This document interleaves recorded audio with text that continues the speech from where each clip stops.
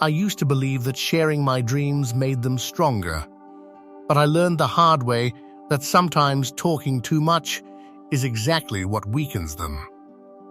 It took me years of frustration and quiet disappointment to finally understand that not every idea needs an audience, and not every plan should be spoken out loud before it has the chance to grow. My name is Ethan Carter, and when I was younger, I was the kind of person who could not keep anything to myself. Every new idea felt like a spark, and I wanted everyone around me to see it. I would sit with friends for hours, painting pictures of the future, talking about businesses we would build, the money we would make, and the lives we would change. In those moments, it felt like we were already successful, like the dream itself was enough to satisfy us.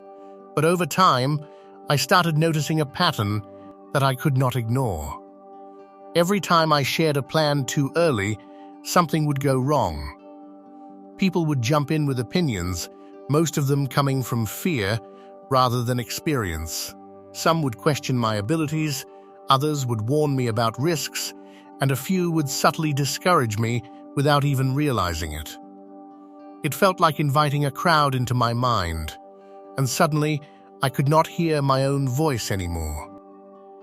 The more I talked, the less I actually did. I began to realize that the excitement I felt while sharing my ideas was tricking me. When someone reacted with admiration or approval, it gave me a false sense of accomplishment. For a brief moment, it felt like I had already achieved something, even though I had not taken a single real step forward. That feeling slowly replaced my motivation, and instead of working, I kept talking. There was a time when I seriously considered launching a small online business. I was passionate about it, and for once, I had a clear vision. But instead of protecting that vision, I shared it with almost everyone I knew. The reactions were mixed.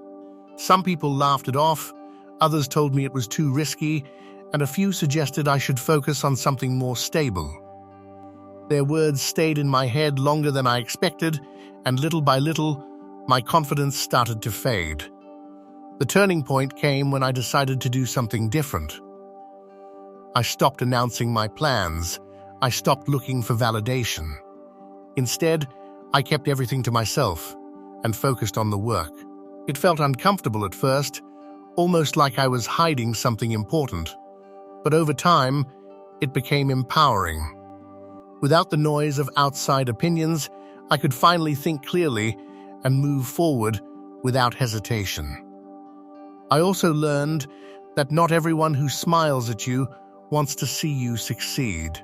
Some people carry quiet jealousy, and when you share your dreams too early, you give them the chance to influence your path, even if they do it unconsciously. Their doubts become your doubts, and before you know it, you start questioning everything you once believed in. That does not mean you should never ask for advice.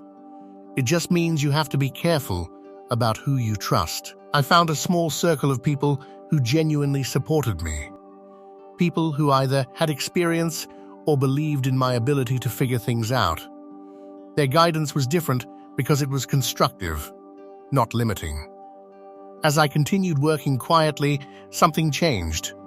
I became more focused, more disciplined, and more determined. I stopped worrying about what others thought and started caring only about results. When things finally began to work out, the same people who once doubted me were surprised. They did not see the struggle, the late nights, or the failures along the way. They only saw the outcome. That is when it truly hit me. People do not care about what you plan to do. They care about what you actually accomplish. Words are easy, but results are undeniable. By keeping my plans to myself, I protected my vision from doubt, negativity, and unnecessary noise. Now, whenever I start something new, I treat it like a seed. I do not dig it up every day to show people. I nurture it quietly, give it time, and let it grow. And when it finally becomes something real, it speaks for itself. Silence is not weakness. In many ways, it is power. And sometimes, the smartest thing you can do is stop talking and start building.